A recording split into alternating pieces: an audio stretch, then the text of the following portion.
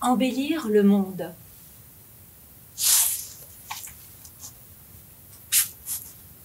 Et si cela commençait en soi?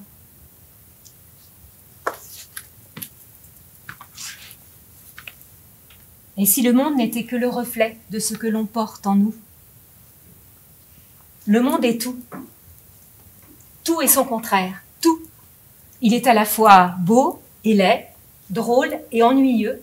Il est triste et joyeux. Mon regard, mes yeux l'interprètent à l'envi. Qu'est-ce que je choisis de voir aujourd'hui, de regarder aujourd'hui? De mes choix, la perspective dessinera l'histoire, encore et encore et encore. Le monde est neutre. Ce sont les êtres qui le colorent, lui donnent du relief, lui apportent la vie et puis la mort. La vie est là, au cœur de l'orage infini, de l'amour qui, tel l'alchimiste aguerri, transforme le fameux plomb en or. Ouvrir les yeux, ouvrir les bras vers un ailleurs délicieux, là est le regard de l'ambitieux. Que dois-je comprendre de cela? Pas grand-chose, juste que les mots ont un message à transmettre, un message qui vit au-delà de toute vérité, car de vérité il n'existe pas. Seule l'attention fait exister, seule l'intention détermine le choix. Qui regarde? Et si tout partait de nous? De vous? De moi? Et si nos vieilles perceptions explosaient en vol et que de nouvelles s'invitaient dans la confusion la plus totale? Et si, se livrer sans crainte des jugements, s'ouvrir sans peur d'avoir mal? Et si je m'autorisais tout simplement à choisir autre chose, à regarder autre chose, à voir autre chose? Trouver les mots, se laisser inspirer par l'instant, regarder autour de soi et s'exprimer ouvertement.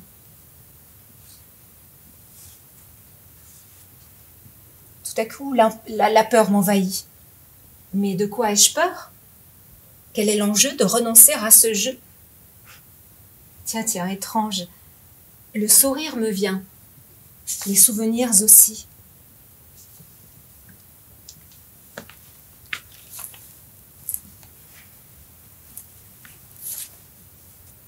« 3 ans, à végéter enfermé entre les murs blancs de mon appartement.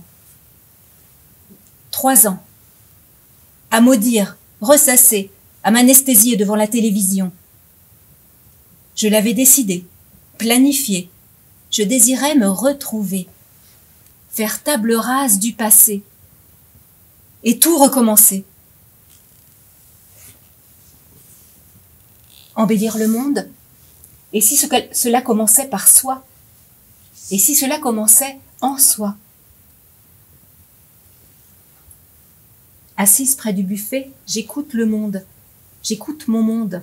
Son silence est plein, rond, je l'entends de l'intérieur. Il me parle d'enfance, de souffrance, de rancœur. Il me dit aussi de ne pas renoncer car je ne pourrais échapper au bonheur. Fini de se leurrer, fini de laisser le passé décider, fini de se croire mal né et regarder quel est le cadeau caché. Je suis née il y a bien des années. J'ai découvert le monde à travers un filtre, celui du chaos et de la dureté, cherchant en vain la douceur et la beauté. La beauté m'est venue un soir de grande tristesse, lorsque, munie d'encre et de papier, j'ai pu nommer la misère absolue, accusant à grands coups de colère celle qui se disait ma mère. Des années ont suivi où je pus, grâce aux mots, qu'il soit dit ou écrit, raconter la noirceur de mon monde intérieur. Cruellement libérateur. Une brèche s'installa qui, au fil du temps et des années, finit par céder.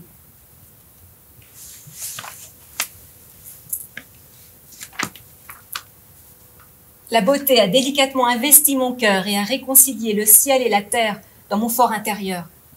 L'insécurité et la peur, ce couple maudit qui a régné en maître incontesté durant plusieurs décennies, a capitulé devant tant de lumière. Hier, J'ai choisi de faire et de dire avec beaucoup de colère, et le monde m'est apparu vil et sombre. Aujourd'hui, j'initie une toute autre énergie. Une joie profonde s'est glissée au fond de mon cœur, et je savoure ce jour avec ferveur. La légèreté de l'être se doit d'être à l'origine une pensée, pas la fleur, mais la pensée qui nous unit et nous sépare de la grandeur de la vie. Et si le monde était le reflet de ce qui nous habite collectivement, notre société en serait le miroir? Et s'il suffisait de se reconnecter à soi, aux autres, aux vivants, pour que notre perception transcende les séparations et se révèle à travers l'unité, l'énergie, vecteur, liant, le vivant entre tous les êtres? Et si tout démarrait par une pensée d'amour, de respect des différences, et le postulat que je suis le monde, je suis une partie de cette sublime énergie qui nous lie, une partie du Créateur, de la puissance infinie à l'œuvre.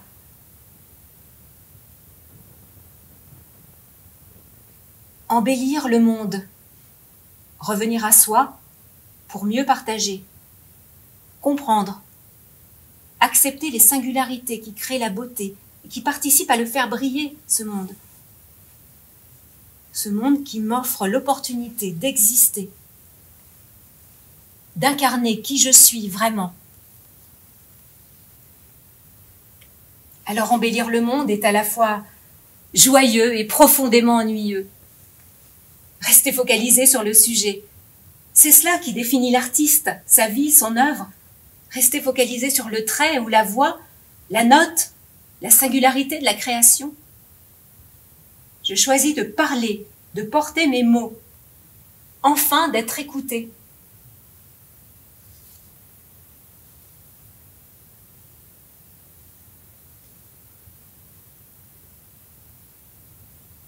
Et si embellir le monde était notre capacité à l'illuminer?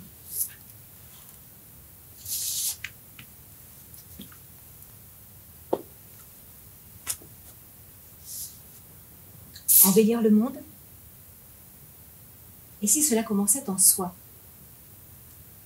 Et si le monde n'était que le reflet de ce que l'on porte en nous?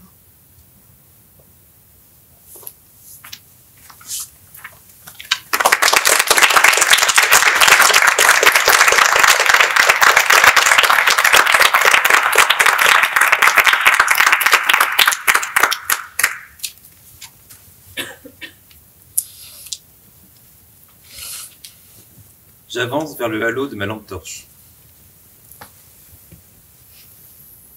Je sens une odeur rance. Autour de moi, la nuit me laisse distinguer que les silhouettes des arbres décharnés, dont les cimes pointus menacent un ciel ténébreux.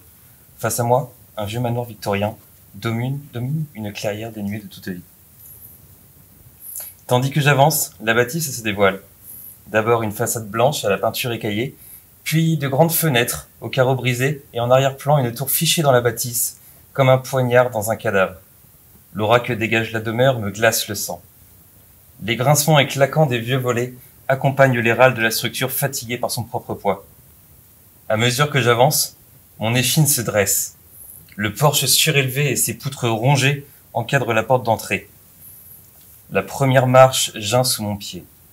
Je m'arrête crispé. J'ignore pourquoi, mon être entier m'enjoint à la discrétion. Je continue mon ascension et finis devant la porte. Il reste des traces de planches clouées, laissant à penser que cet accès avait été condamné. Aujourd'hui, la porte gonflée par l'humidité est entr'ouverte mais bloquée par le plancher. Bien que peu musclé, je parviens à dégager l'entrée. Je pénètre dans le vestibule. Après 3 pas, j'entends derrière moi la porte claquer. Je me retourne pour voir cette issue à présent fermée. Le malaise s'empare de moi. Je ne suis pas seul ici. Je ne saurais décrire cette sensation, mais je suis persuadé qu'il y a autre chose. L'entrée donne sur un couloir dont ma lumière parvient à peine à percer la pénombre. Un escalier sur ma droite monte vers les étages. Je poursuis mon exploration du rez-de-chaussée et m'engouffre dans une grande pièce. Chacun des meubles est recouvert d'un drap blanc. La moisissure qui pique certains de ces linceuls confirme que plus personne ne vit ici depuis longtemps. Je me tourne sur la gauche et m'approche de la baie vitrée. En avançant, je brise un morceau de verre au sol et le bruit cinglant me fait sursauter. Je m'accorde quelques secondes pour respirer. Je reprends ma progression. Une curiosité malsaine finit par avoir raison de ma méfiance et je tire un grand drap pour découvrir une bibliothèque. Adossée au mur, elle est garnie de livres et de cadres vides. Je remarque le titre d'un ouvrage. Inutile. Je tire le livre et l'ouvre. Sur chaque page, un seul mot répété à l'infini. Inutile. Qui peut être le maniaque qui a écrit ça? Je retourne le livre et ne vois aucun nom d'auteur sur la reliure ni sur le dos. Je passe au volume suivant. Désespoir. Le suivant, Solitude. je décide d'ouvrir ce dernier et sur la dernière page, en grands caractères rouges, est écrit « Meurs. » Je lâche l'ouvrage et m'écarte de la bibliothèque. La panique s'installe dans le creux de mon estomac et remonte à ma gorge. Mais qu'est-ce que ça veut dire? À peine cette phrase sort de ma bouche, j'entends une vitre exploser de l'autre côté de la propriété. Mon souffle se coupe, mon cœur s'affole. Je pointe ma torche vers la direction du bruit pour dévoiler un couloir. J'avance vers ce dernier d'un pas mal assuré. Au fil de ma progression, l'atmosphère se fait plus pesante. J'arrive devant le couloir que j'éclaire. Ma lampe clignote et dans un intervalle de lumière, j'aperçois une ombre au loin. De surprise, je lâche ma lumière sur le parquet. Un hurlement inhumain retentit dans toute la maison comme réveillé par mon émoi. Pris de panique, je tourne les talons, en rattrapant ma lampe et me rue vers la sortie. Je déboule dans le vestibule, la porte en vue, je me jette sur la poignée et tire de toutes mes forces pour m'échapper. Mon issue résiste à ma tentative. Je frappe le bas de mon poing. Mais ouvre-toi, bordel! En réponse, la porte tremble violemment comme si on cherchait à l'enfoncer. Je m'en écarte horrifié, puis fonce vers l'escalier qui devient ma dernière issue. Je surgis dans un couloir orné d'immenses tableaux, des portraits sinistres de personnages victoriens dont les yeux vides semblent observer ma quête désespérée d'une sortie. Certains paraissent même se moquer. Derrière moi, le rez-de-chaussée me fait parvenir les grognements des prédateurs qui lâchent à mes trousses. Enfin, au fond de la galerie, les ténèbres finissent par dévoiler une porte. Je me précipite dessus, l'ouvre puis la referme derrière moi. Je me retourne pour faire face à un nouvel escalier bien plus exigu. J'en gravis les marches 4 à 4. Peu importe ce qui m'attend en haut, ce ne sera pas pire qu'ici. Je surgis dans une petite pièce cernée de 6 fenêtres aux carreaux brisés. À l'une d'elles, une silhouette humaine vêtue d'un drap blanc bouge sous le courant d'air. Je suis inexplicablement attiré par elle. Tandis que j'avance, les nuages noirs se dissipent, laissant la lune illuminer la scène. Bonjour. Le spectre se retourne et s'avance sous l'éclairage de la lune. Son visage est bleu et gonflé. De l'eau coule de ses yeux, sa bouche, son nez. Pourtant, il m'est familier. C'est moi. Une main griffue et décharnée passe au même moment sur mon épaule et vient presser mon pectoral. L'autre en serre ma taille. La bouche putride se rapproche de mon oreille et c'est une voix des plus douces qui me murmure. Je suis là pour toi. À ces mots, une bourrasque balaye le décor. Le manoir horrifique disparaît en un instant, me laissant dans un vide absolu. Autour de moi, tout est noir. Seul règne un vent puissant qui fouette mon visage. Tu peux ouvrir les yeux. J'obtempère pour découvrir le paysage magnifique d'une vallée ensoleillée. Confus, je regarde autour de moi. Je suis sur un pont reliant les deux versants d'une vallée. Je me souviens maintenant. J'étais venu ici dans l'idée de mettre fin à mes jours.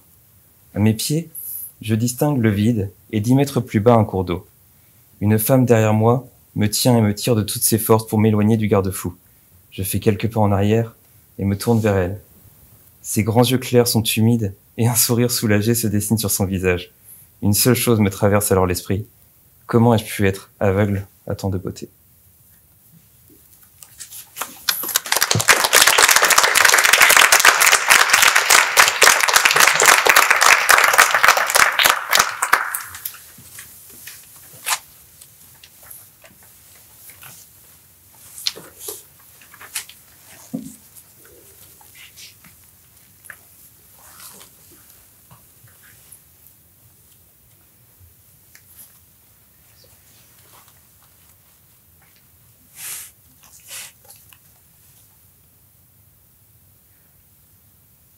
Tu me possèdes pas.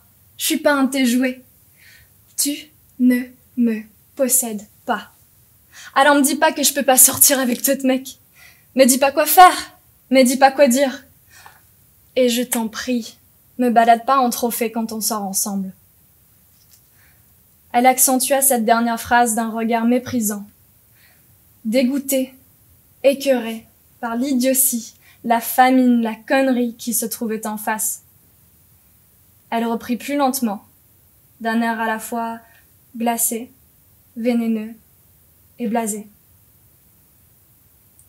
Tu ne me possèdes pas. N'essaye donc d'aucune manière de me changer. Tu ne me possèdes pas. Tente pas de m'attacher, car je resterai de toute façon jamais. Moi, je te dis pas quoi dire, je te dis pas quoi faire. Alors fous-moi la paix et laisse-moi vivre. C'est tout ce que je te demande. Leslie lâcha cette bombe sur son ami Orion, qui demeura un instant ébahi par ses paroles, ses gestes, sa présence. Jamais ne s'était-il tu pendant si longtemps devant une femme, sauf peut-être sa mère. Il bégaya, fouillant, dans les creux incompréhensibles si mystérieux de son cerveau, une réponse. La bonne réponse, qui ne détenait pas et ne détiendrait jamais. Il dit tout de même à Leslie de ne pas s'inquiéter, de se calmer, qu'il l'aimait et ne lui ferait pas de mal, qu'il était désolé, qu'il ne recommencerait pas et ne l'embêterait plus. Mais ces paroles retentirent d'une vacuité tout aussi assourdissante sur Leslie que les siennes sur lui. Un silence lourd qui suffirait de trêve pour le moment.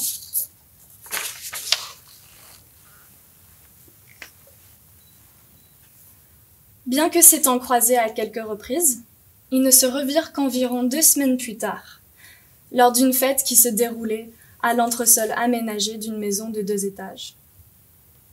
Dans la pièce principale, une vingtaine de personnes étaient éparpillées entre une grande table perpendiculaire à la porte d'entrée, des chaises banales concentrées autour d'elle et un vieux canapé en cuir noir repoussé au fond de la pièce.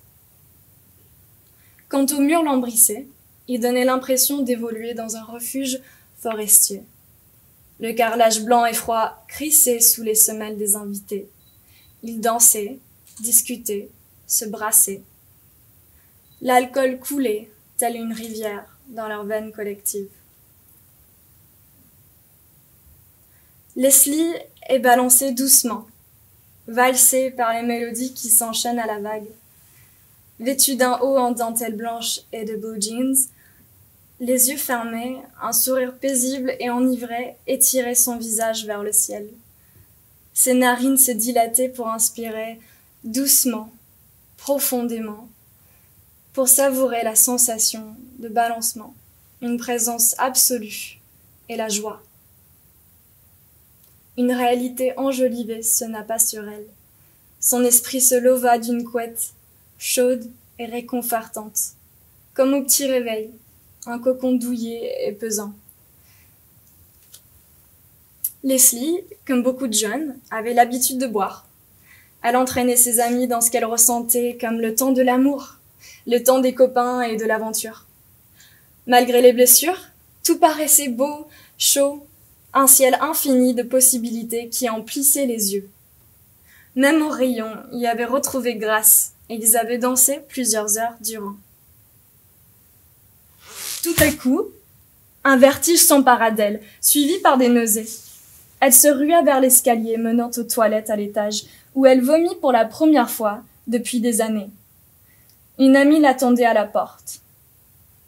Orion, l'air soucieux, se présenta à elle.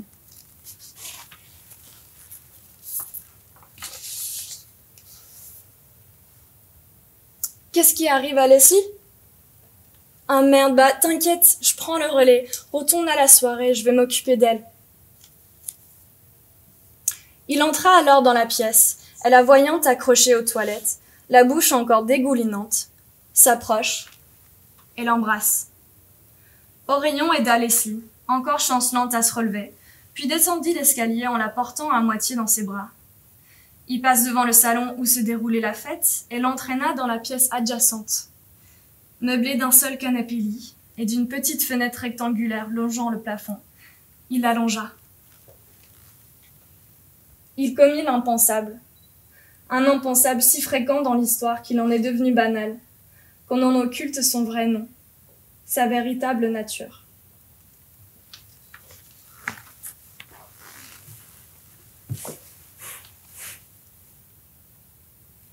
Au matin, Leslie se réveilla nue, seule, encore nauséeuse.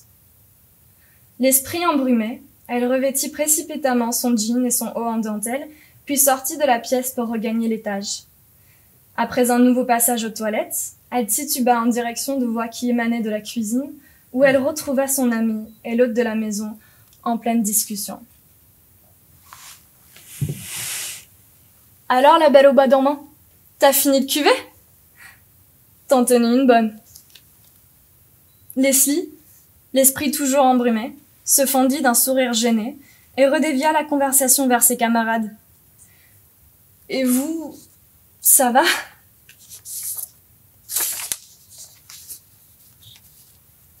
Après quelques minutes d'échange d'une absolue banalité, elle retourna dans la chambre afin d'y rassembler ses affaires. Elle retrouva ses sous-vêtements, cachés, en boule, sous l'oreiller. Une sensation déconcertante s'empara d'elle, des souvenirs flous, aux contours indistincts. En dépit de ses efforts, elle ne parvenait pas à lier le malaise qu'elle ressentait à la réalité. Au prix d'un effort douloureux, elle se rappela d'un moment curieux dans la nuit où, passive, elle eut la conscience sourde que son corps n'acceptait pas un intrus. Anesthésiée, Leslie décida de quitter les lieux et se retrouva dans le salon où s'était tenue la fête.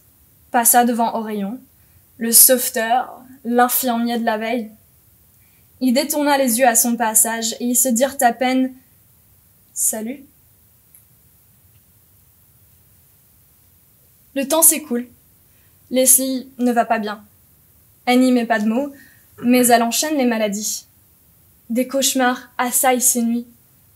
Elle se met à dessiner ses terreurs nocturnes, évocation terrifiante d'une réalité à laquelle elle ne parvient pas à faire face. Elle arrête de boire, car même une bière la rend malade sur l'instant. Elle attend quelques semaines pour faire un test de grossesse et un dépistage des MST. Il n'avait pas utilisé de protection. Leslie a 17 ans.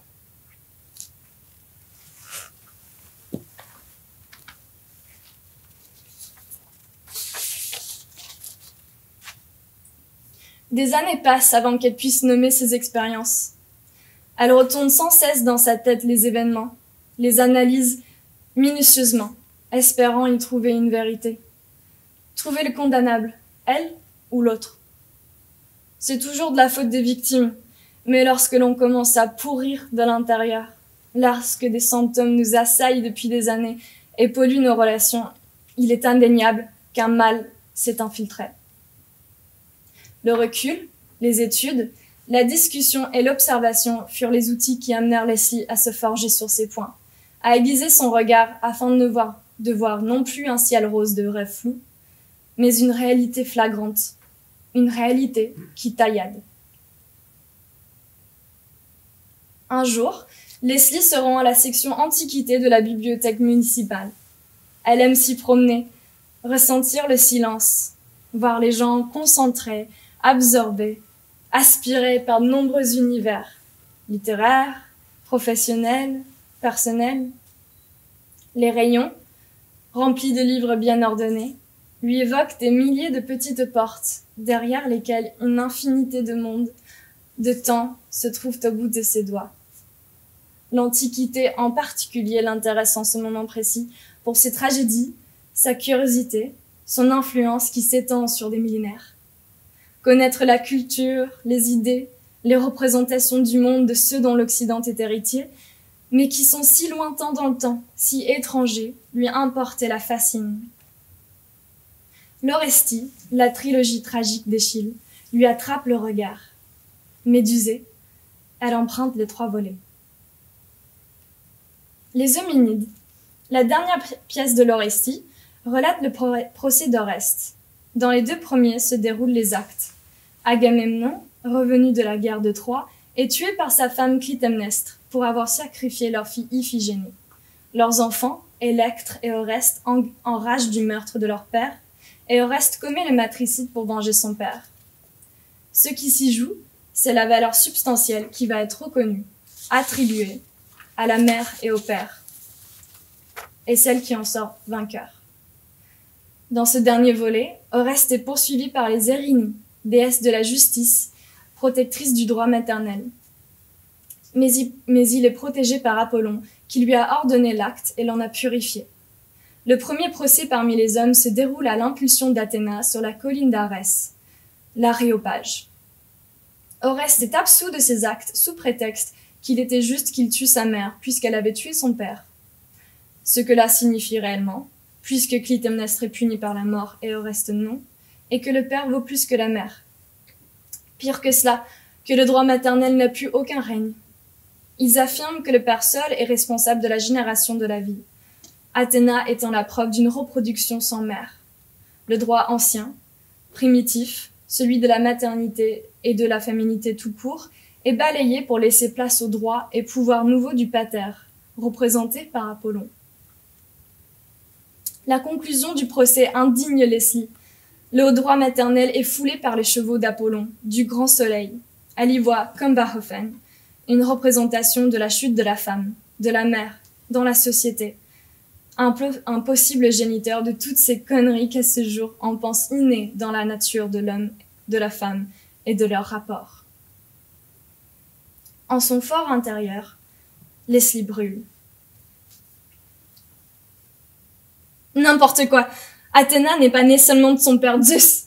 Certes, elle jaillit de son crâne, casquée et d'ores et déjà prête à la guerre. Mais d'abord, Zeus a mis enceinte Métis, la personnification de la sagesse. C'est d'elle que vient la ruse et l'intelligence de Zeus et d'Athéna.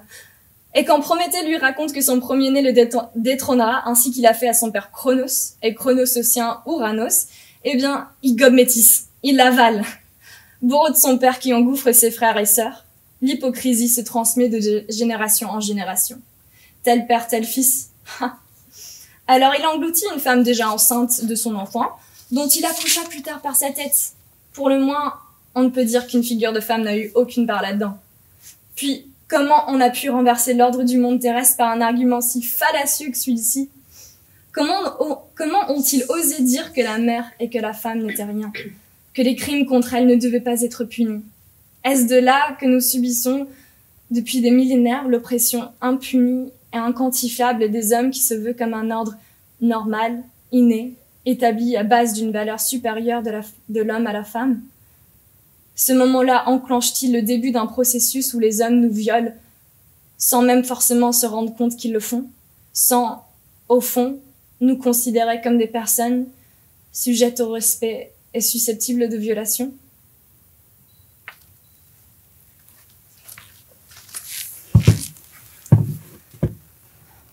Odika otrona eteriunun, Odika otrona eteriunun, ô justice, au trône des Érignès, ô justice, ô Némésis, écoutez mon appel, divinités enfouies, lésées et damnées du principe paternel, ô grandes déesses de la justice et de la vengeance sacrée, écoutez mon appel, filles de la nuit et des ténèbres, protectrices du droit maternel et de la femme. Venez à moi, aidez-moi à réparer ce monde mourant par la main du patriarche. Vengez-moi, vengez les femmes des siècles perdus, violées, enchaînées, assujetties, massacrées selon le bon vouloir ou le caprice des hommes.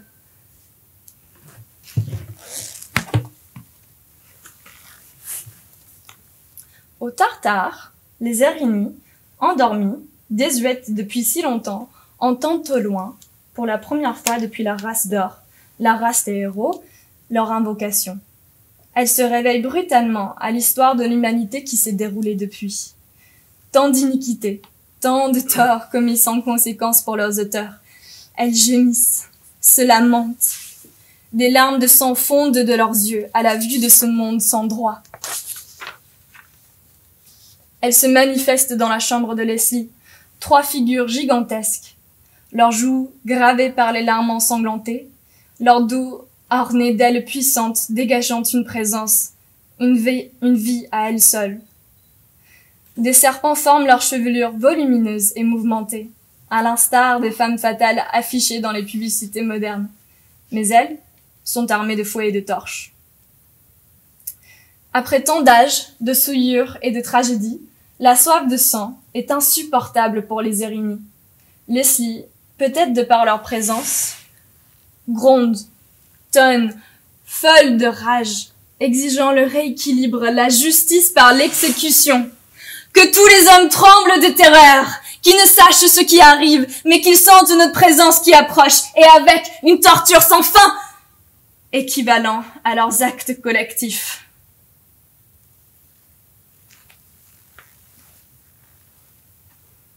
Accompagnés d'un incendie sublime, mené par Leslie, les Erini font rouler les têtes de ses agresseurs, Orion n'étant pas le seul. Puis elle rattrape le retard de Ménner, en décapitant aussi tous les autres assaillants du monde, dans une furie sans fin, presque insatiable. Elles font honneur aux Danaïdes, ces femmes empreintes d'un droit maternel dit primitif, qui massacrèrent leurs maris pendant les nuits de noces, non par goût ou plaisir du meurtre, mais par nécessité d'affirmer leurs droits. Le crime est celui du mariage forcé et les plans de ces hommes pour tuer leurs femmes.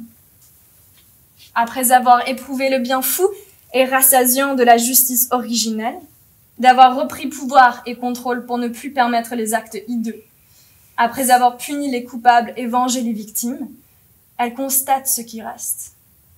Plus que femmes et enfants, car tout homme est un agresseur. À des degrés plus ou moins extrêmes, tout homme a commis un abus de pouvoir, un manque de respect envers l'autre, en vertu du sexe, au moins une fois dans sa vie. Une parole déplacée ou une main baladeuse. L'inconscience de mettre mal à l'aise. L'insouciance à s'assurer de l'état de conscience et du plein consentement de la personne en face. L'incurie à ne pas la prendre pour un objet de plaisir, un moyen à ses fins, mais pour une fin en soi. Tout à coup, vidée, perturbée, elle fait face à l'horreur d'avoir massacré les hommes. Eux aussi, finalement victimes d'une culture, héritiers d'une éducation qui leur a appris que les femmes sont des objets de plaisir, de culpabilité, source de souffrance et de torture. Voici la femme, originellement envoyée par Zeus comme poison, ou corrompue par Satan dans le jardin d'Éden.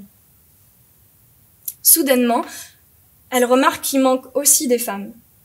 Elles ont dû périr de par leurs actes, car les femmes aussi ont intégré une violence de genre et peuvent perpétuer des comportements où l'on prend l'autre pour un objet. Ce n'est pas ce dont Leslie avait besoin, ce qu'elle voulait vraiment au fond, ou peut-être simplement pas ce qu'il fallait. Plus qu'une glorieuse rédemption et renaissance du droit maternel triomphant sur le droit paternel, il fallait une réconciliation et une reconnaissance dans l'universalité du vivant, au-delà des distinctions sociales et biologiques.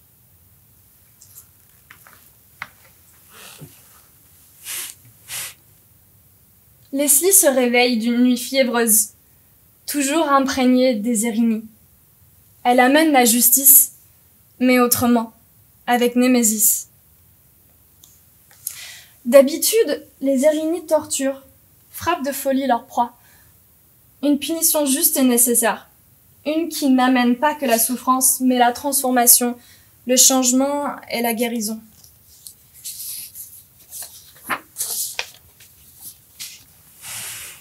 Alors les coupables sont frappés psychologiquement des expériences de leurs victimes.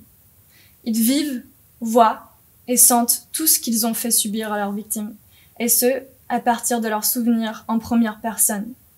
Ainsi, ils sont condamnés à réaliser l'atrocité qu'ils ont commise, condamnés à devoir vivre avec l'insupportable réalité d'avoir été un monstre, à devoir vivre avec leurs reflets.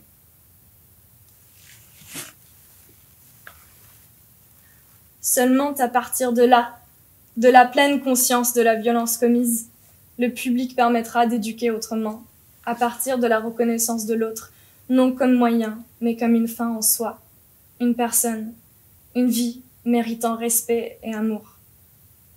Seulement à partir de là pourra-t-on espérer rééduquer les fautifs, les amener à prendre conscience, à se repentir, à apprendre à aimer et être aimé.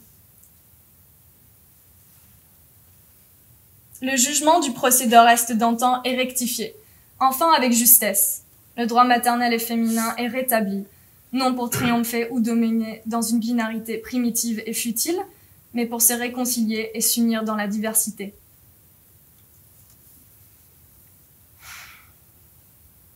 Leslie s'envole, comme dans la chanson You Don't Own Me.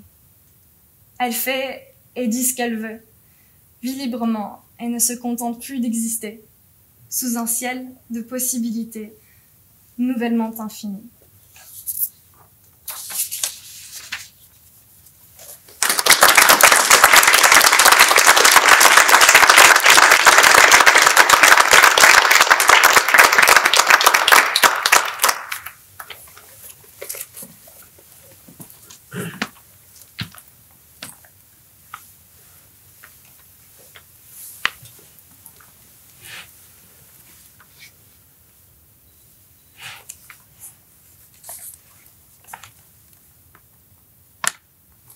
En plein mois de décembre, avachie les pieds sur la table basse, une lettre attire mon attention. Elle a dû être jetée là, au milieu des autres, peut-être ce matin. Mon nom seul figure dessus, ce qui n'est plus arrivé depuis que nous sommes mariés. Retrouve-moi à la plage de fin du monde. En un coup d'œil, l'espace se contracte, la clarté s'assombrit et mon cœur accélère. Respire, rappelle-toi les cours de yoga. Après quelques cycles, je n'arrive pas à synchroniser ma respiration avec mon rythme cardiaque. Tant pis, je me jette sur une tablette de chocolat et l'engloutis. Les remords détournent mon attention de la lettre. Méditation réussie. Aussitôt, je reprends cette missive et la relis. J'aimerais la parcourir pour la première fois, pour que ces mêmes battements de mon cœur me tabassent la poitrine encore et encore. Putain, mais sentir son cœur vibrer, ressentir et réagir, ça fait quand même du bien. Depuis combien de temps sommeillait-il ? À quel moment ai-je même décidé de le mettre en sourdine ? Jamais, en réalité. Jamais. Car pour choisir, encore aurait-il fallu que je sois consciente du changement. Le changement peut être vicieux. On s'y adapte sans choisir. Comment m'as-tu retrouvé ?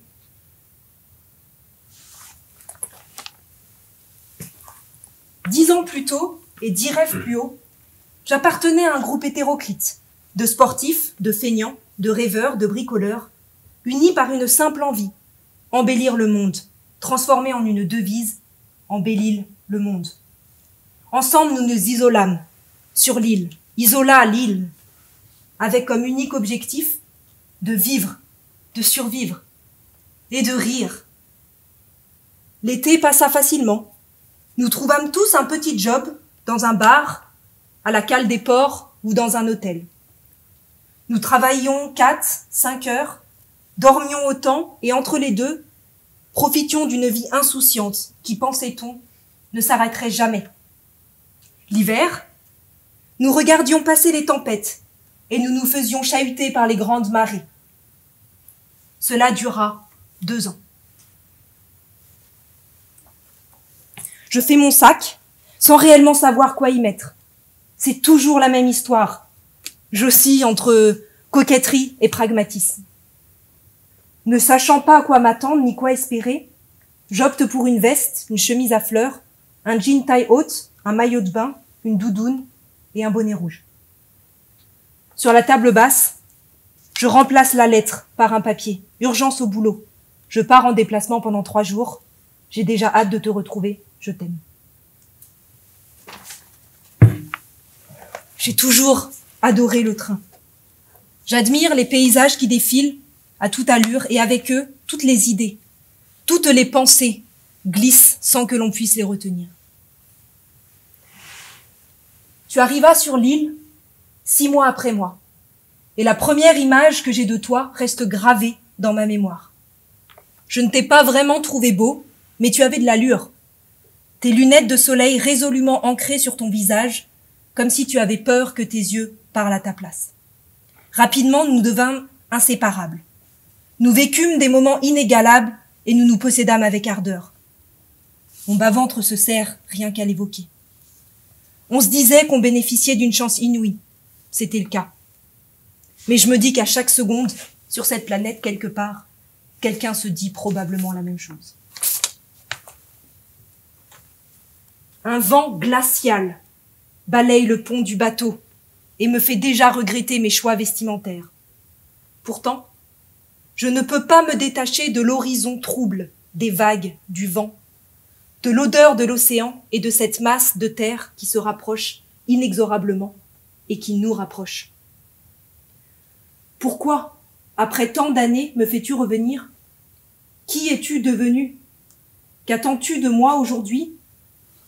Seras-tu sur le pont à m'attendre? Tu m'attendais toujours à la sortie de l'auberge où je travaillais, sur le chemin qui nous ramenait au lieu, ou derrière le pilier central de mon café préféré. Sur le port, je retrouve instantanément mes marques.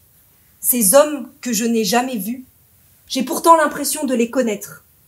Avec méthode, ils répètent les mêmes gestes et hurlent les mêmes injonctions que des générations de gueules marquées à l'océan ont répétées avant eux, drapées dans les mêmes cirés. Mais tu n'es pas là. Et je m'en aperçois avec soulagement. Je trouve rapidement un hôtel où passer la nuit. Je dois me reposer, réfléchir, ou plutôt ne pas réfléchir, m'autoriser à rêver. Avec les mois, le lieu s'était altéré, sous l'action des difficultés rencontrées, des engueulades et de l'ennui. Tom voulait en faire un projet politique. Pauline ne voulait pas réfléchir. Thomas était fauché et Amélie plus riche que jamais. Et surtout, nous ne savions plus si bien pourquoi nous étions là finalement. Entre nous deux, le doute s'était insinué. Le doute est un ruisseau. Une fois qu'il surgit, inexorablement il s'écoule, est rejoint par d'autres ruisseaux et grossit. Notre histoire commença à se tarir. Alors un matin, je suis partie, sans dire au revoir à personne. Sur ce même bateau, mes larmes emportées par le vent se mêlèrent avec insignifiance à cet océan salé, à l'image de ce qu'est une vie dérisoire. C'était il y a 10 ans. Dès le lever du jour, je me mets en marche, guidée par mon corps bouillonnant qui ne peut pas dormir. Je choisis de marcher, il me faudra quelques heures. Malgré les années et les saisons passées, je reconnais chaque sentier. Je dois souvent faire des pauses, et je maudis ces jours où je n'ai pas eu le courage d'aller à la salle de sport. Je longe la mer, les fougères, ajoncs et autres herbes sauvages me fouettent les mollets. Les abers que je dois descendre pour remonter ensuite me brûlent les cuisses. Je ne croise aucune âme qui vive. Vers midi, j'arrive enfin en vue de la plage de la fin du monde. C'est une toute petite plage. À l'époque, elle était tellement inconnue qu'elle en était devenue notre plage privée. Nous l'avions baptisée ainsi, car c'est là que nous aurions voulu être si la fin du monde devait survenir. Pour y accéder, il faut d'abord traverser une pinède et descendre un sentier escarpé dans la roche. Ne pas glisser, ne pas se prendre les pieds dans les racines. Je suis trop concentrée. Et quand je relève la tête, j'en ai le souffle coupé. La beauté de l'endroit m'envahit comme si je ne l'avais jamais vu. L'eau bleu azur est extrêmement calme, les vagues caressent le sable sur lequel de petits crabes se hâtent. Tu n'es pas là. Une fois encore, je m'en sens soulagée. Peut-être ne viendras-tu pas. Peut-être pensais-tu que je ne viendrais pas. J'arrive enfin sur cette plage, et entre ces murs sculptés par les vagues sur la roche, je me sens à l'abri. Du vent, de ma vie, de toi. Je retire mes chaussures, remonte mon pantalon, et le sable fin comble l'espace entre mes orteils. L'eau gelée anesthésie mes pieds et me vivifie simultanément. Je me rends compte que j'ai faim, soif, sommeil. Après quelques minutes ou peut-être quelques heures, je remonte sur la plage, m'allonge au soleil bas de l'hiver, puis m'endors.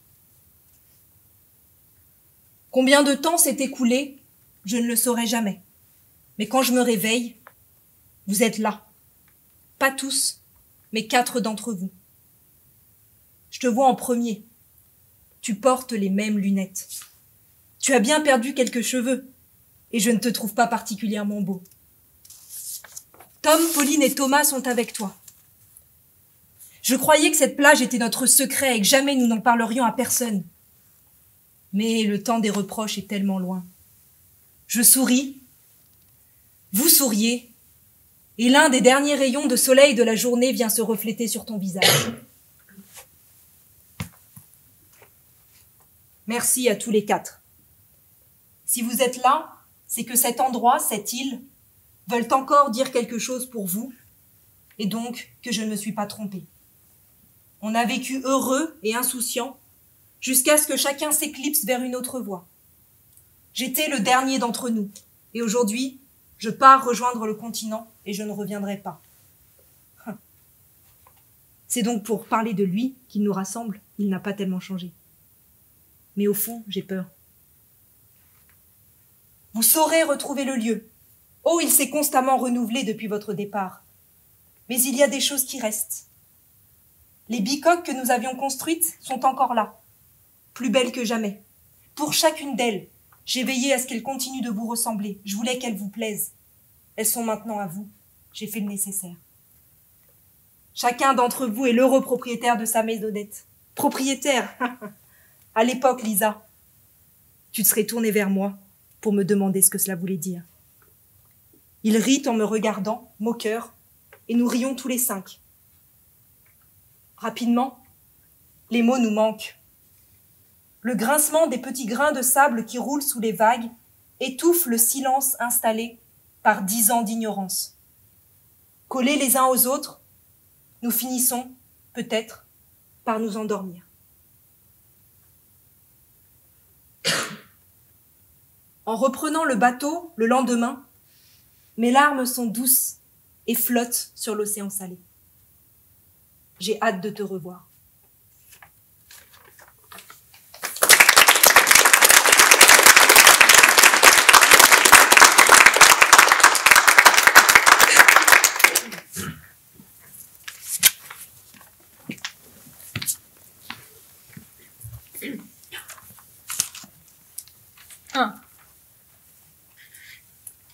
Depuis que le bleu a disparu, je me cogne beaucoup plus. Avant, ça m'arrivait de façon vagabonde, comme à tous les autres. Un coin de porte par ici, un coup de coude par là. Mais maintenant, docteur, je n'arrête plus. Mon corps ressemble à celui d'un enfant de 5 ans, vous voyez? Quand le môme entre en guerre contre les lois de la physique, il tombe, négocie mal les hauteurs, trébuche sur la lourdeur du monde, se cogne sans cesse. Et moi, c'est pareil, docteur. Depuis que le bleu a disparu, je suis couvert de bleu. On dirait un vilain jeu de mots, n'est-ce pas? J'ai une théorie sur ce qui m'arrive. Je pense que malgré moi, je recherche... Vous comprenez, docteur? Que je recherche du bleu. Mais ce ne sont jamais que des hématomes.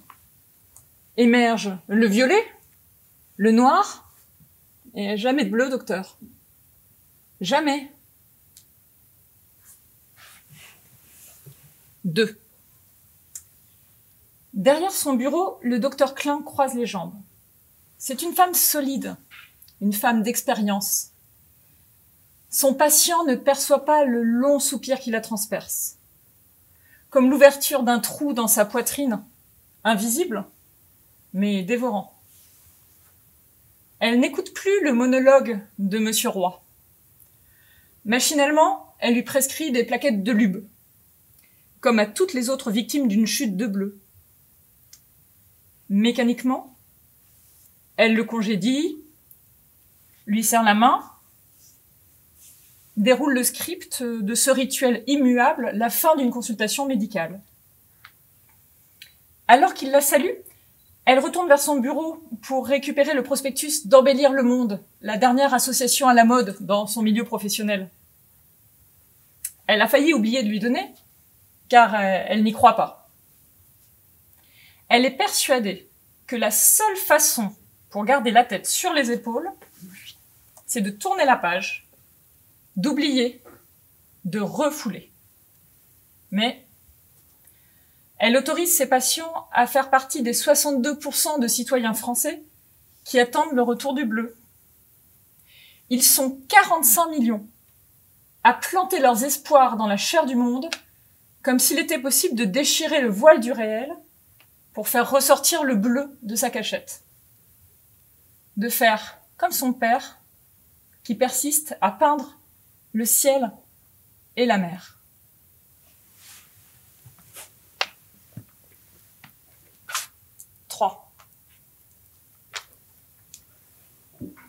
Il est des instants de perte, de pure perte.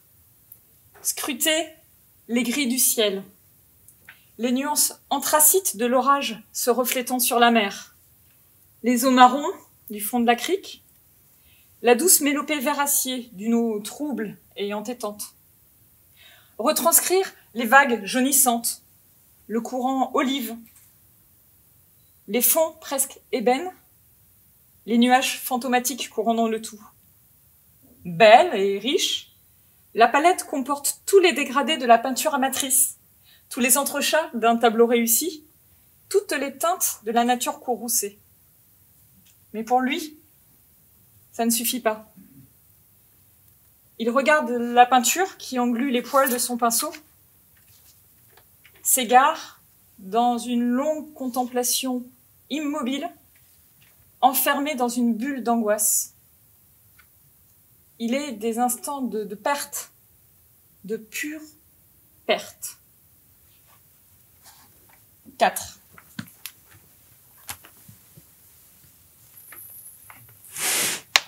L'homme entame son discours. Je vais embellir le monde. Nous croyons que l'espoir est permis et que l'on peut être sauvé. Nous avons confiance en l'avenir. Nous avons confiance en vous. Nous savons que vous êtes l'avenir. Ce type m'énerve. Mais il parle comme une carte de visite. Hein. Autant chercher du réconfort auprès d'une IA ou de mon chien. Et encore, mon chien gère mieux la chute de bleu que ce mec. Mais qu'est-ce que je fais ici? Je n'aurais pas dû aller voir cette médecin pour commencer avec son air impassible et son tailleur à 3 balles. Mais qu'est-ce que j'espérais? J'aurais mieux fait d'aller voir un psy. Un bon psychiatre barbu à lunettes, un mec reposant avec des yeux gris qu'en ont vu d'autres, qui vous reçoit dans un grand canapé neutre. À la place, je repars avec une dose de lube et l'adresse de cet assaut d'optimistes BA et ce type qui parle comme une carte de visite. Mais sérieux, qui va me rendre l'espoir? 5. Héloïse tient son père par la main, vision symétrique de son enfance. Petite, il l'a menée à l'école, grande main et petite pogne, quand main sa lettre à 2 têtes, les doigts en trait d'union. Elle avançait à reculons à l'époque, ralentissant la marche, retenant le mouvement, assouplissant le rythme pour étirer leurs pas. Aujourd'hui, c'est lui qui résiste et c'est elle qui tracte. Son père ne veut pas de l'aide extérieure qu'elle lui propose. Il s'étonne qu'elle ne lui offre pas la solution facile d'un oubli chimique, sur ordonnance. Sur le seuil, il hésite. Elle va pour le réconforter quand la porte s'ouvre devant eux. Monsieur Roy? Ah, docteur, bonjour, docteur Klein. Je ne pensais pas vous voir ici. Vous partez? Oui, je laisse tomber. Je suis désolé, docteur, je laisse tomber. Non, je pars, je repars. Il s'avance vers l'escalier, comme exalté. Se prend les pieds dans un tapis, se cogne contre la rambarde, se rattrape. Il rit et dévale les marches. Je repars, je reprends de l'élan. J'ai compris, je laisse tomber. Héloïse demeure interdite, incapable de décrypter cette scène, impossiblement fatiguée soudain. Son infini soupir refait surface, se frayant un méchant chemin à travers chairs et sang, quand son père se met en marche et passe la porte de l'association, puis l'entraîne à l'intérieur. Ils surgissent au milieu de la réunion, interrompant un échalas bien habillé, qui doit être l'un des membres d'Embellir le monde. L'homme les invite à s'asseoir, puis reprend son discours. Le bleu n'est plus. vous dit-on, mais le croyez-vous au plus profond de vos cœurs? Et même s'il a disparu, ne peut-on pas inventer de nouvelles couleurs? Qu'est-ce qui vous empêche de renommer certains verts des bleus? Une variété de marron? Le bleu turquoise. La couleur des yeux de votre conjoint? Un saphir. Le bleu n'a pas disparu. C'est juste que vous n'y croyez plus. Vous devez croire. 6. Dans la rue, la jambe douloureuse, encore surpris de cette rencontre avec mon médecin, belle femme d'ailleurs quand on la sort de son cabinet. Je déambule pour apaiser le maelstrom de pensées qui me transportent. Une clarté m'envahit peu à peu. Puis un rideau de larmes, de l'eau qui pare mes joues et danse le long de mon menton. Embellir le monde, ah la belle affaire. Commencer par ne pas le dénaturer, oui. Embellir le monde, je comprends que c'est impossible, que ça n'a pas de sens. Le monde est beau, il nous a été livré magnifique, sauvage, généreux, dangereux, désintéressé. Nous sommes incapables de le rendre beau. Nous n'avons fait que l'en les dire. Nous ne saurons jamais pourquoi le bleu s'est évanoui. Je crois que c'est un avertissement. Nous ne pouvons embellir le monde, nous ne ramènerons pas le bleu. Mais nous pouvons enrayer la chute. Je crois que je pleure toujours. Sauver le monde et toutes ces autres couleurs. Je m'y emploierai. 7.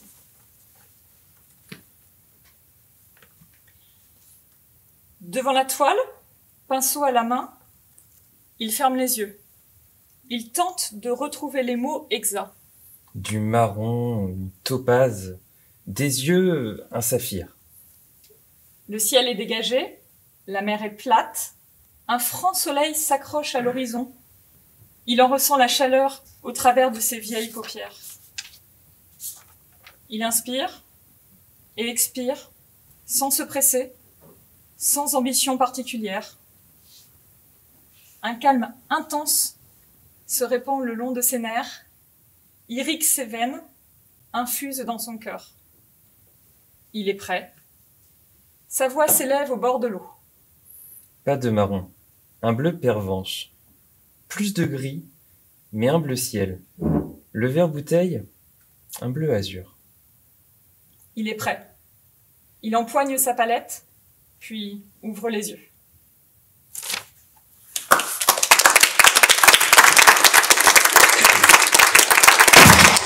Voilà.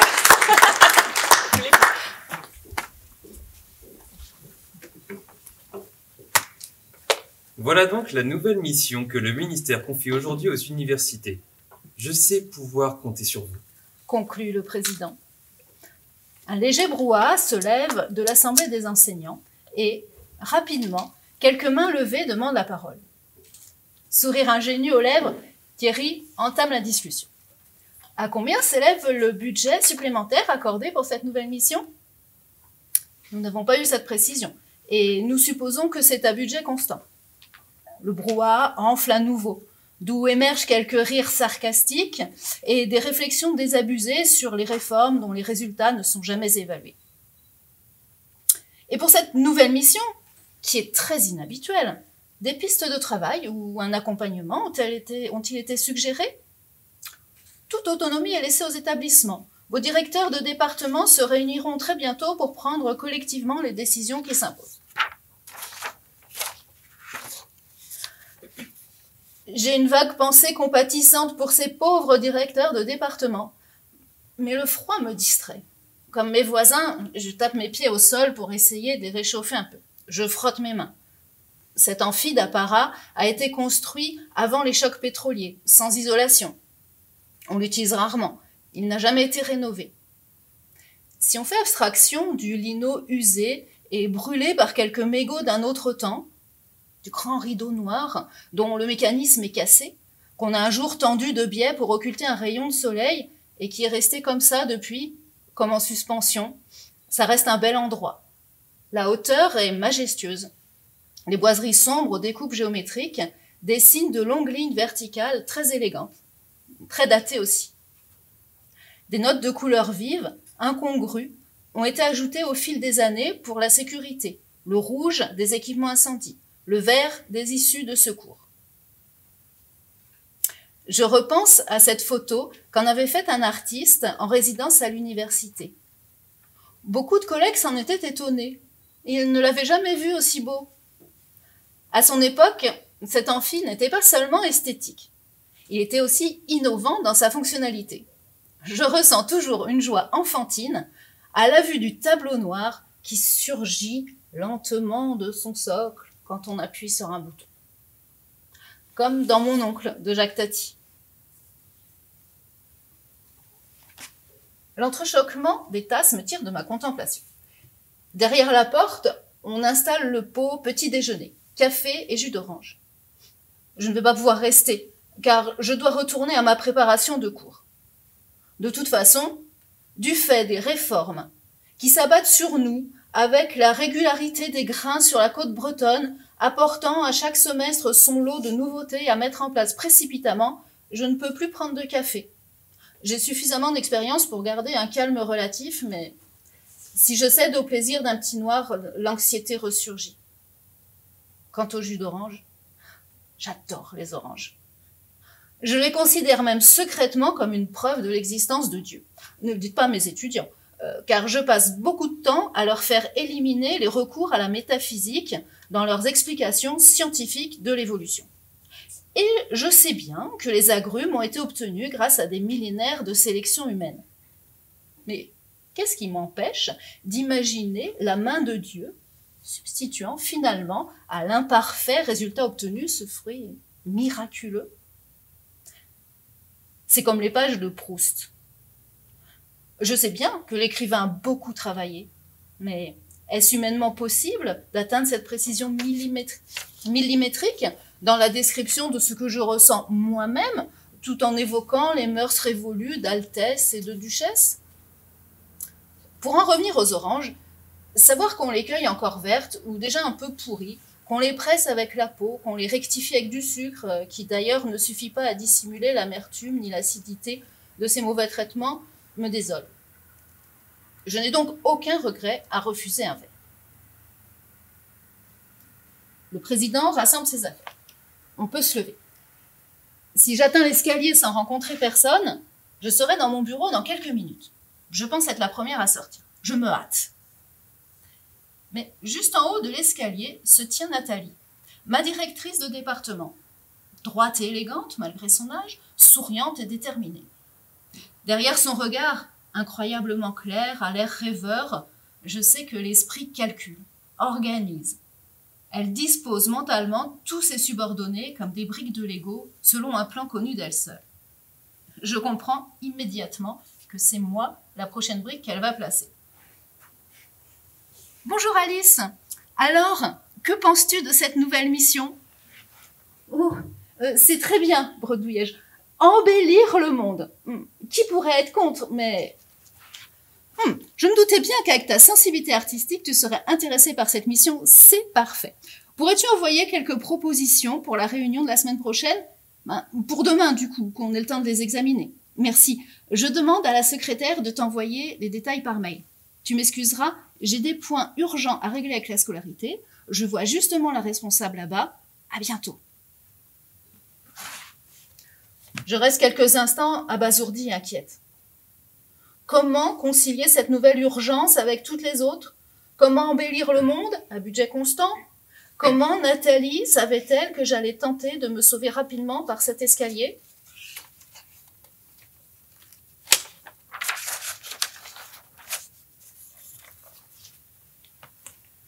Je dévale les marches et pousse la porte vitrée qui mène dehors.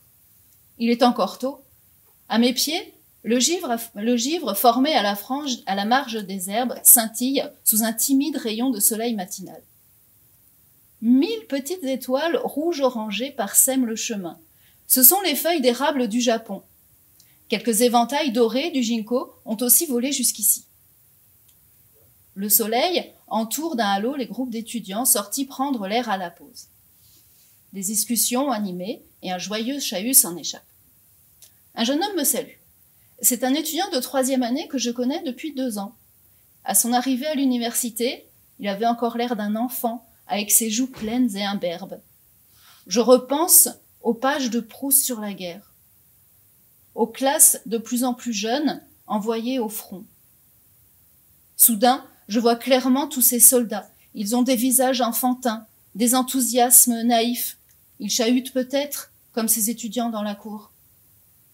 Ils marchent à la mort. Un instant, une profonde tristesse m'envahit, puis se dissipe devant la joie de vivre en paix.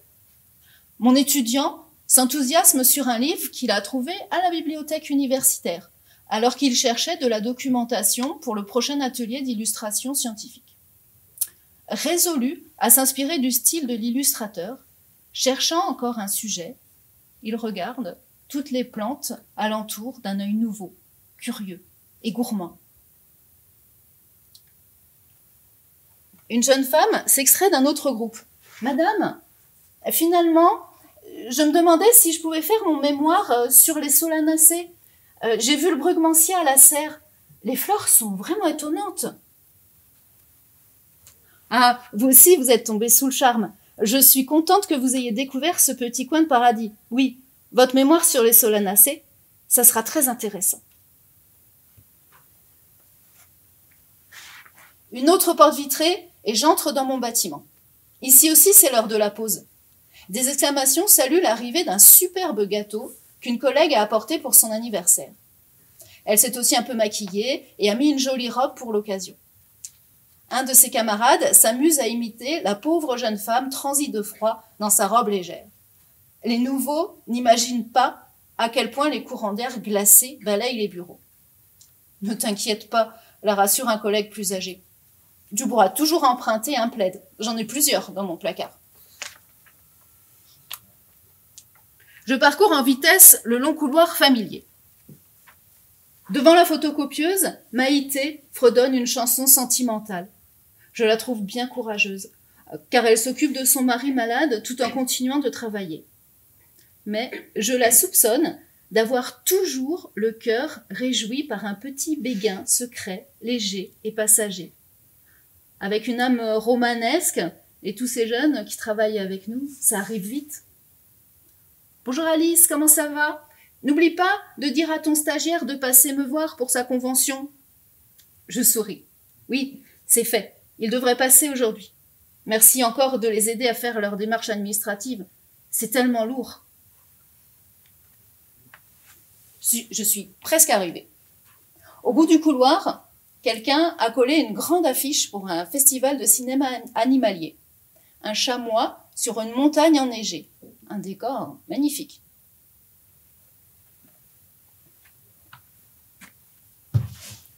Je m'installe à mon ordinateur. Jette un coup d'œil dépité aux nombreux mails qu'il va falloir traiter urgemment. Soudain, me revient à l'esprit la nouvelle mission. Embellir le monde. À budget constant. Comment faire ? Je commence par maudire le ministre qui a toujours de bonnes idées pour nous détourner de notre travail, mais ça n'avance à rien. J'ouvre un nouveau dossier « Embellir le monde » sur mon ordinateur, toujours aussi perplexe. Soudain, aveuglé par le soleil qui a atteint ma fenêtre, je me lève pour baisser le store. Un vieux store grippé, avec lequel je dois batailler un peu. Pendant ce temps, mon regard erre au dehors, et je vois que les rayons ont aussi atteint le délicat feuillage automnal du cerisier. Je crois bien que j'ai ma petite idée, finalement.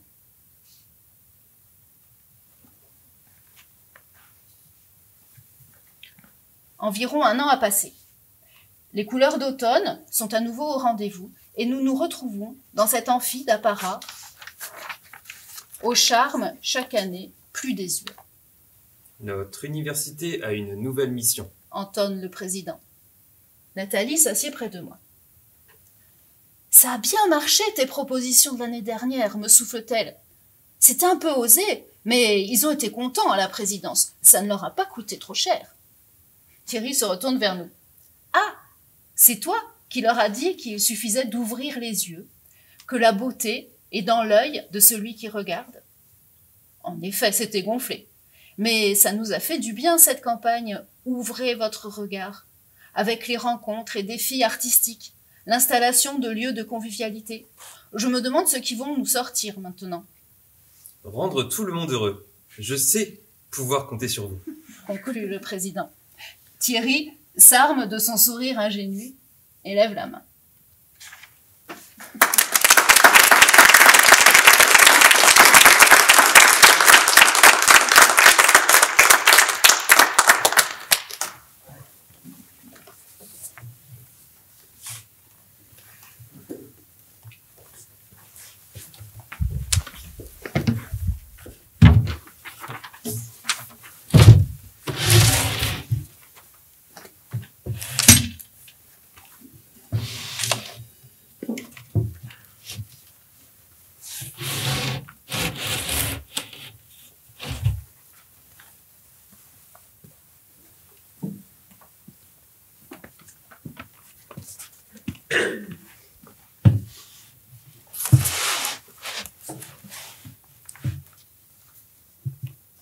Pour quelle raison ai-je pris place à bord de ce train ce matin-là?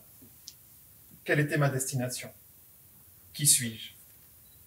Tout cela importe peu aujourd'hui. En effet, ce que je souhaiterais désormais partager au monde entier, si je le pouvais, se situe bien au-delà de mon identité, de mon histoire personnelle, car cela touche à ce qu'il y a de plus intime et paradoxalement de plus universel au fond de soi, de moi, de toi qui m'écoute, qui me lit.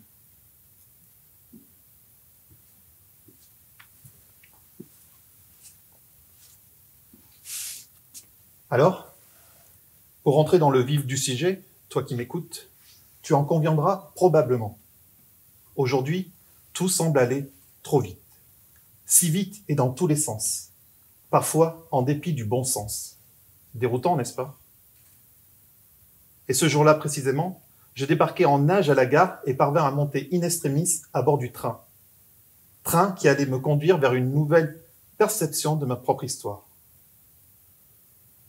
Mais avant, essoufflé et passablement contrarié par cette énième course contre la montre, je rejoignis mon siège, espérant qu'aucun voyageur n'y soit déjà installé.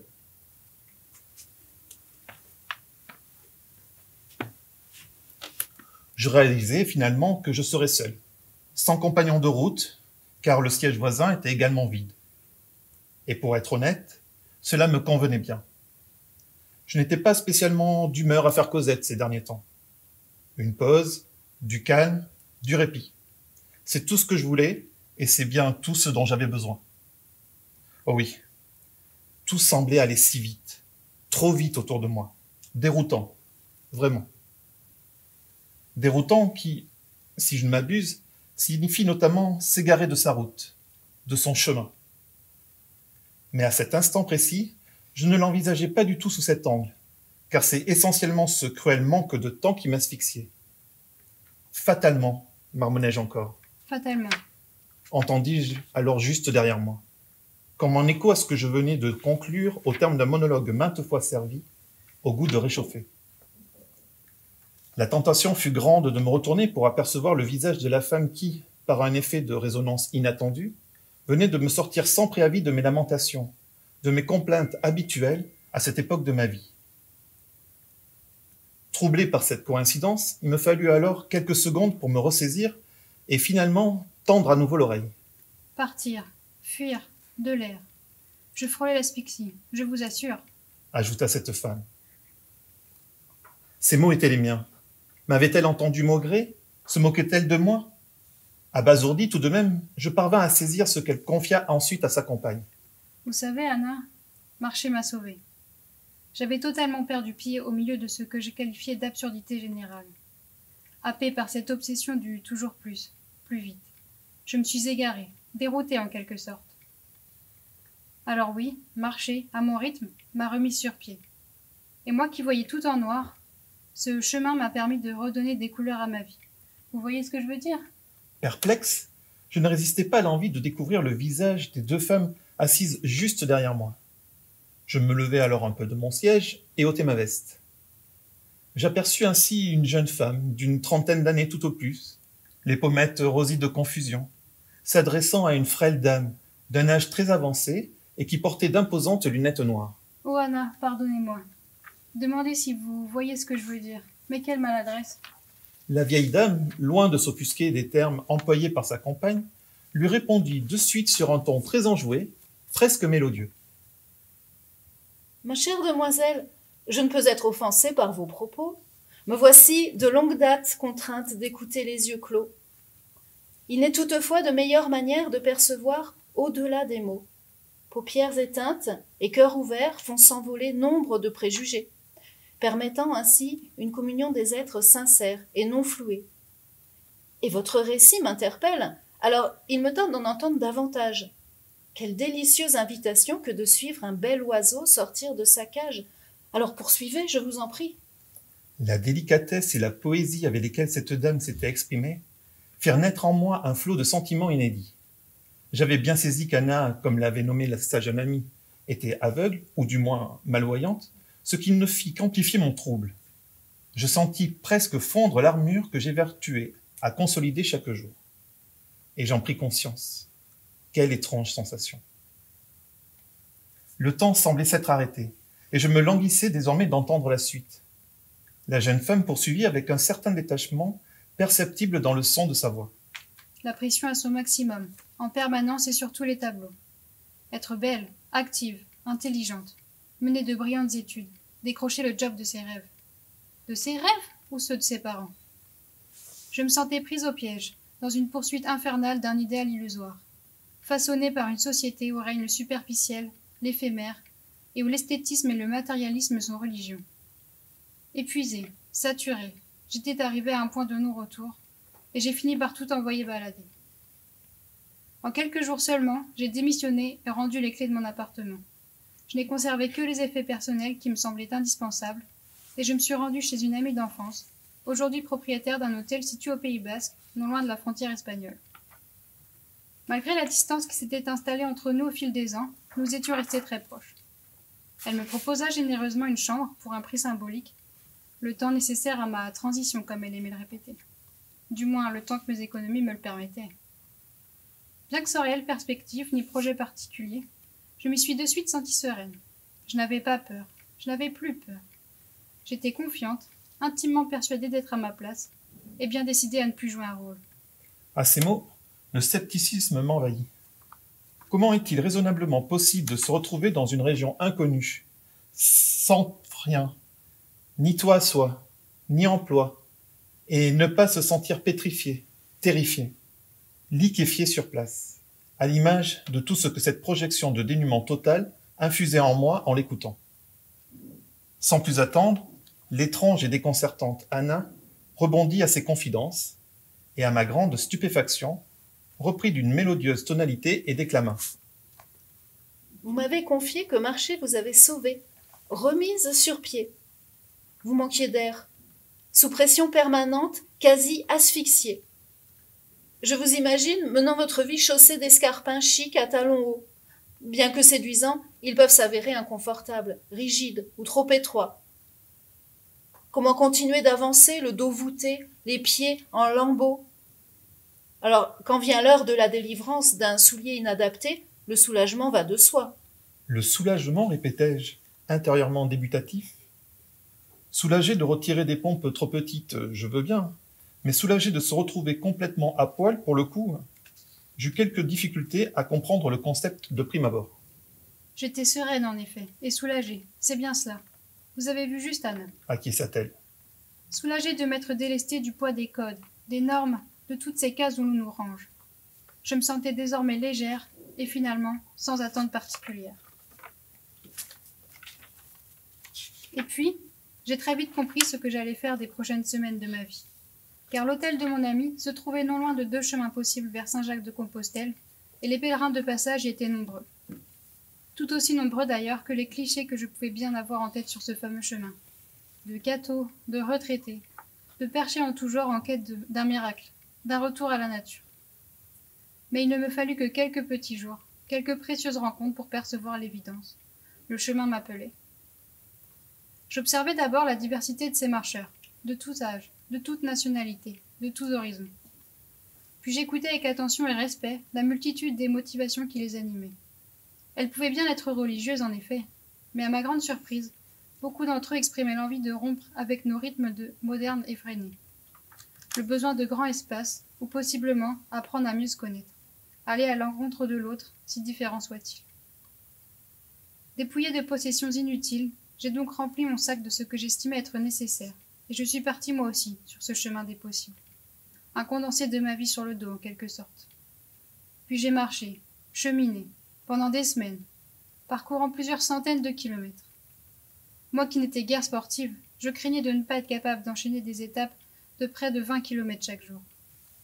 Et puis, progressivement, naturellement, mon corps s'est habitué. J'ai par ailleurs redécouvert des sensations oubliées, telles que la soif ou la faim, où s'attabler mécaniquement par heure fixe semblait désormais si loin de ce que j'expérimentais. Les repas devinrent de véritables instants sacrés, savourés, savoureux, et très souvent gaiement partagés. À l'image de l'un de ses compagnons d'un soir, jovial et facétieux, clamant lors d'un dîner préféré le vin d'ici à l'au-delà. Je peux aussi témoigner de la délectation suprême qu'offre la douche du soir et le ravissement d'un couchage confortable pour la nuit. C'est en somme une succession de doux moments de répit, de petits bonheurs en réponse à l'effort journalier. Et oui, les récompenses y sont si nombreuses et pourtant d'une telle simplicité. Et cette simplicité s'exprime aussi spontanément dans les échanges entre cheminants. Quelle merveilleuse impulsion que de se sentir pleinement présente, vivante, reconnaissante. Et ce sentiment perdure aujourd'hui. Depuis cette expérience, je vois la beauté partout. En fait, pour être précise, je pense que j'ai développé une faculté toute particulière de pouvoir déceler le merveilleux en chaque événement, l'admirable en chacune des personnes que je rencontre. Je suis même désormais capable de porter un regard bienveillant sur mon passé, sans jugement sévère. Oh chère Anna, nous voici arrivés à destination, et je n'ai même pas pris la peine de vous écouter. En effet, notre train arriva en gare et commença à expulser sur le quai son lot de voyageurs agités, et tout aussi pressés de reprendre le cours, la course de leur vie. Je rassemblai donc lentement mes affaires, bien disposé à recevoir ce qu'Anna allait merveilleusement conclure au terme de ce voyage si spécial, de cette rencontre si singulière, douce mélodie à jamais gravée dans mon esprit, et que voici en partage.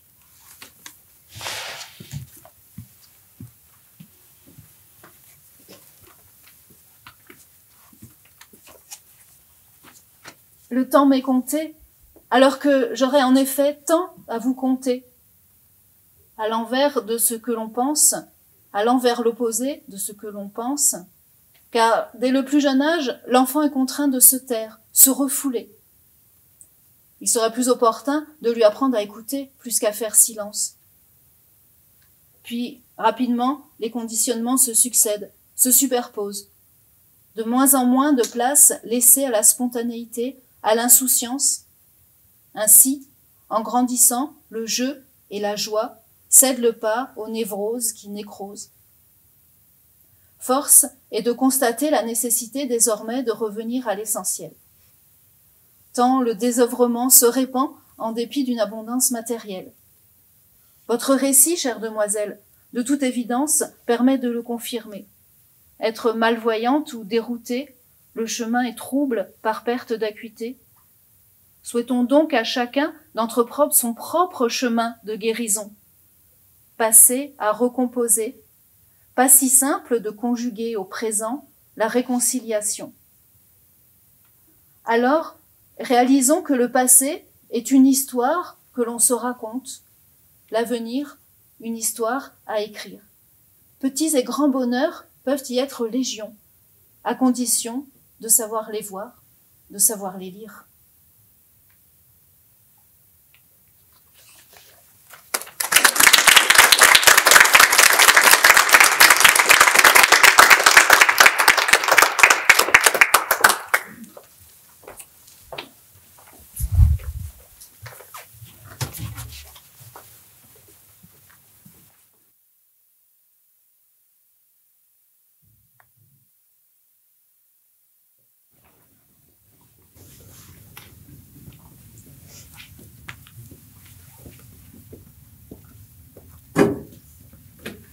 Maman, te souviens-tu de ce voyage la première fois que tu m'as emmenée avec toi pour que je découvre ton univers.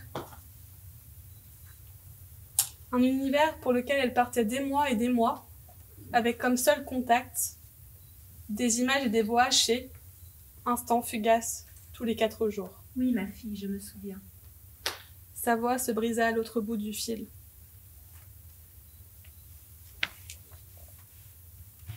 « 25 ans plus tôt, elle m'emmena, petite fille de 5 ans, en Afrique. Une fois débarquée en Ouganda, le trajet pour accéder à l'objet de sa passion avait été interminable.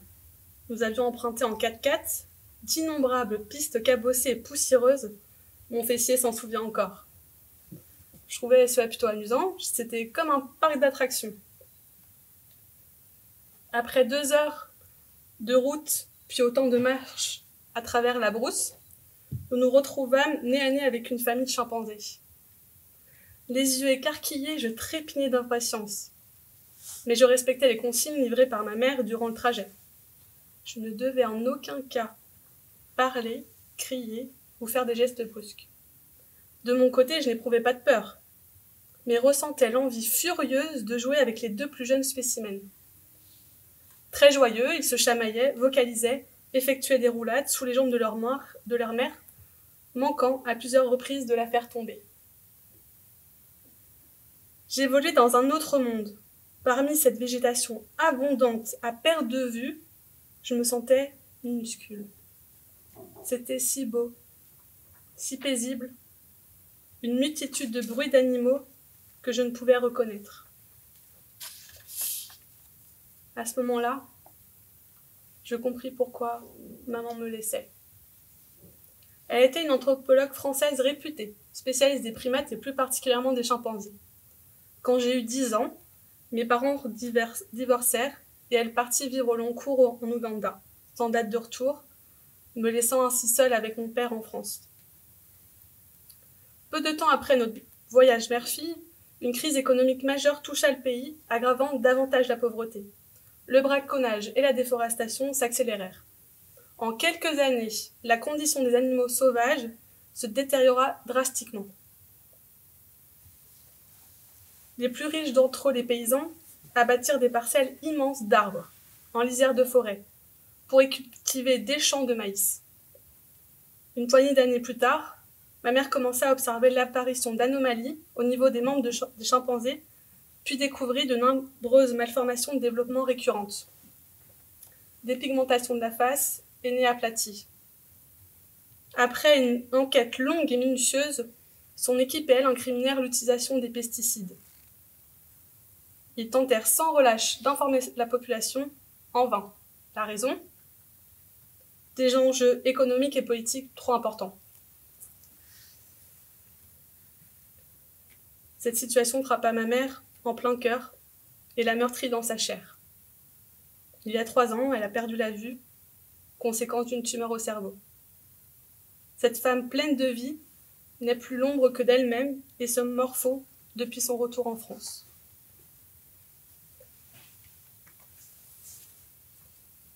Maman, j'y suis. Ma rédaction m'a demandé d'aller enquêter sur la situation. Toujours ce long silence. Les rangers, ces gens, mon collègue caméraman, m'attendent. Je dois te laisser. Je voulais juste te tenir au courant. N'aie pas peur, je vais bien. À mon retour, je viendrai t'apporter ton plat de lasagne que tu aimes tant. Je t'aime. Je n'obtiens comme seule réponse... Je t'aime.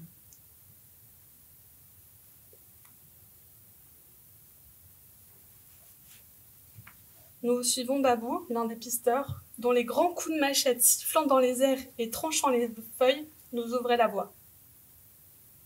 Mais je ne reconnaissais pas la forêt que j'avais traversée autrefois. Toute quiétude avait disparu. Une lourdeur m'oppressa la poitrine. Une lumière au loin me fit dévier de ma trajectoire. Étant la dernière de la colonne, mes compagnons ne s'aperçurent pas de mon absence. Ce sentiment s'intensifia à mesure que j'approchais d'un arbre d'environ ma taille. Une fois face à lui, j'éprouvais une étrange et bienfaisante sensation de paix. Il m'appelait, m'attirait vers lui sans que je ne comprenne ni ne me demandais comment c'était possible. Presque malgré moi, je fermais les yeux et posais délicatement une main sur son tronc.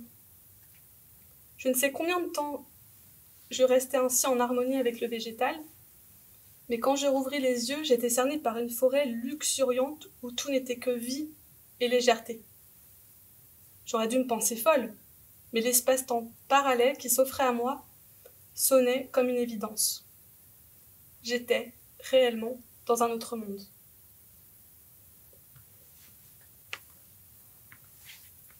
Ce qui me frappa instantanément fut l'aspect verdoyant du paysage, mirifique qui s'offrait à moi, avec ses arbres immenses qui s'élevaient à perte de vue, son océan de fougères arborescentes, de buissons, de lianes enchevêtrées et d'une incroyable diversité de plantes. Au loin, je distinguais les contreforts des montagnes volcaniques, puis, en contrebas, une brume mystique qui s'élevait des cours d'eau dans laquelle se déversaient de furieuses cascades. Le vol de multitudes de papillons et d'oiseaux bariolés achevait de m'envoûter. Le soleil nimbait la forêt de ses rayons généreux.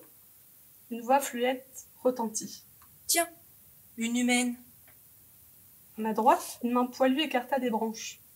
À ma grande stupeur, un chimpanzé sortit du bosquet, me dévisageant avec un sourire moqueur. Je ne parviens même pas à m'étonner qu'il me parle. « Je me souviens de toi. »« Je vous demande pardon ?»« Mais oui, nous nous sommes rencontrés il y a 25 ans. Tu étais alors petite fille. » Je demeurais interdite, me remémorant les jeunes primates avec qui j'avais tant voulu jouer. Son sourire l'abandonna, et une gravité nouvelle creusa ses traits. Ta mère était notre amie, tu sais. Depuis son départ, la forêt se meurt. Nous n'en avons plus pour longtemps. Mais justement, je viens en témoigner. Témoigner? Les humains savent mieux le faire que réparer. La nature n'est là que pour se plier à votre volonté. Ce n'est pas toujours vrai. Vraiment? Si j'avais le pouvoir de t'accorder un vœu, que choisirais-tu? Le pouvoir de guérir ta mère ou de redonner à la forêt son aspect originel tel que tu le vois autour de toi? La réponse franchit mes lèvres sans que j'aie à y réfléchir. Elle s'imposait à moi. Dans mon esprit, elle s'imposait à nous tous. Au-delà de tout égoïsme, de mon désir de sauver maman, accomplir ce pourquoi elle s'était battue toute sa vie m'apparaissait primordial. Je sauverais la forêt. Incrédule, le chimpanzé haussa les sourcils puis bondit hors de ma vue.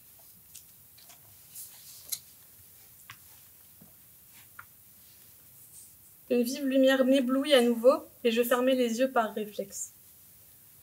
De multitudes de voix résonnèrent autour de moi.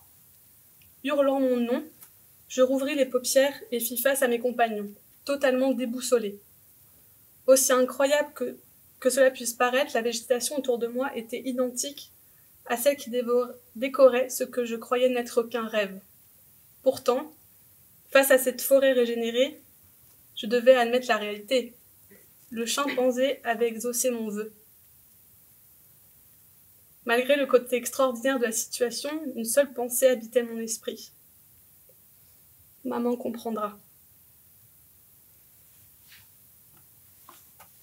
Quant à cette nature bénie de cette deuxième chance, il fallait de nouveau la protéger.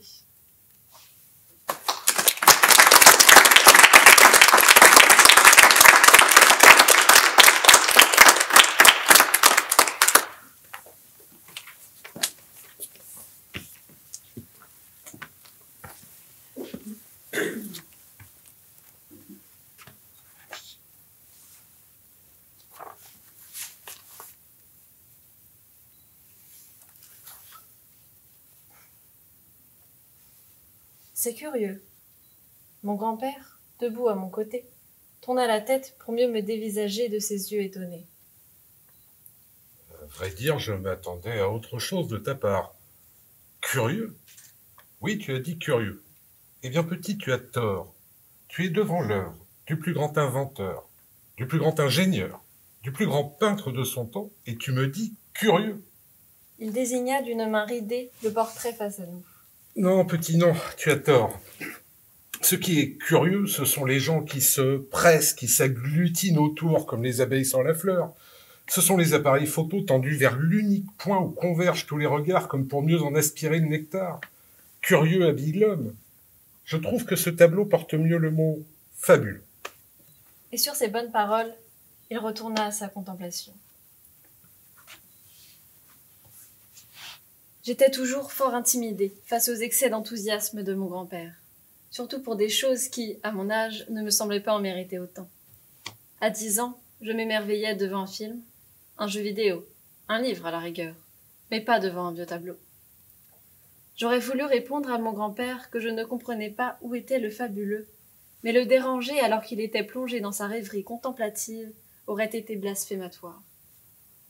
Déconcertée, je haussai les épaules, puis dirigeai mon pas vers une salle attenante. Mais dans mon dos, je sentais toujours les pupilles curieuses de Mona Lisa. Ce moment partagé avec mon aïeul lors de notre après-midi au Louvre s'était inscrit avec précision dans ma mémoire.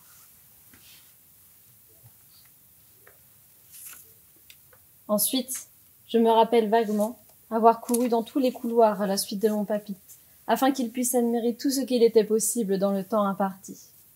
Toujours, lorsque je visitais des musées en sa compagnie, les heures semblaient se transformer en minutes, puisque, toujours, nous devions nous presser devant les dernières œuvres pour partir avant la fermeture. Il y en eut des courses avec lui. Il y en eut des visites de musées d'art. Nous en parcourûmes des dizaines pendant les mercredis après-midi durant lesquels il me gardait, tandis que mes parents travaillaient. Maintes fois, je fus fascinée par mon grand-père qui pouvait rester tout à fait immobile pendant plusieurs minutes à contempler des merveilles. Maintes fois, je restais bouche bée devant les fabuleux qu'il voyait assurément, mais qui, de mon point de vue, restaient désespérément invisibles. Plus souvent encore, je fus surpris par les beautés cachées de la capitale, ou du moins par la richesse et la diversité des artistes et de leurs œuvres. Je vis Manet, Pissarro, Monet, Picasso, Van Gogh, sans jamais comprendre d'où venait l'étincelle d'émerveillement dans les yeux noisettes de mon papy. Je n'effleurais pas du regard la beauté qui l'y décelait, et cela me frustrait. Quand il cessa de me traîner à sa suite dans les musées de Paris, je fus soulagée.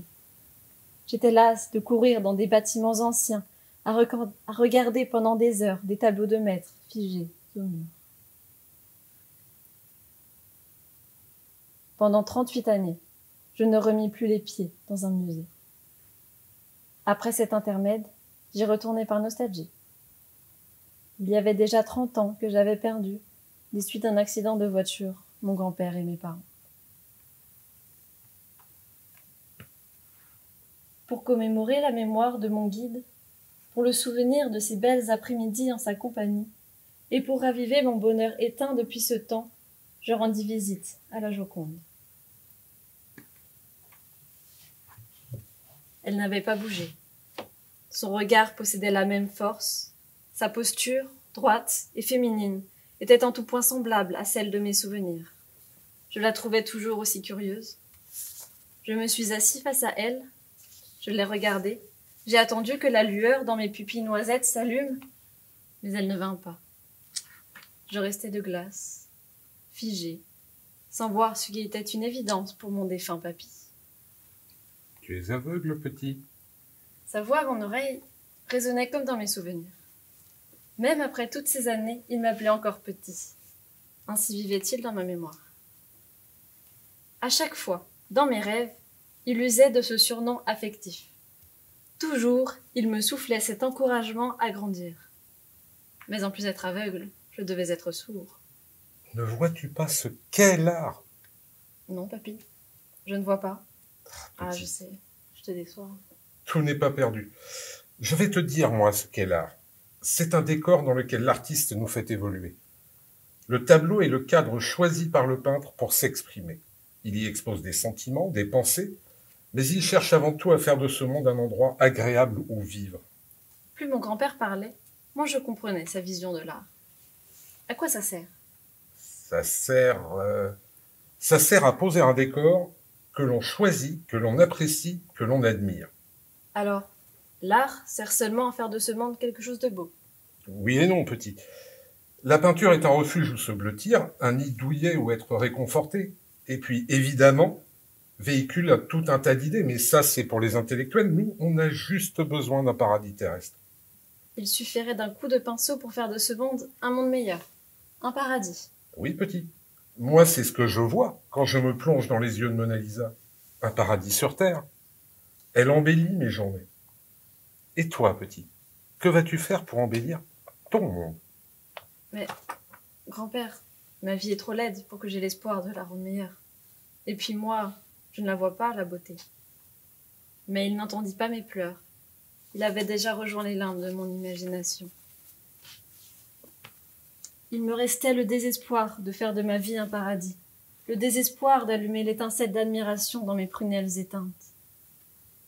Et puis, guidé par une idée folle, j'entrepris un projet. Il fut vague tout d'abord, puis se précisa. Je doutais de le réaliser. Je perdis espoir et enfin, après des années de dur labeur, j'en vins à bout. L'art, avait dit papy, pas seulement la peinture. Lui se sentait obligé de peindre pour matérialiser la beauté. Mais pourquoi se restreindre? Pourquoi s'arrêter à des choses figées dans l'espace? Pourquoi ne pas devenir acteur de son paradis? Pourquoi le décor ne deviendrait-il pas matériel?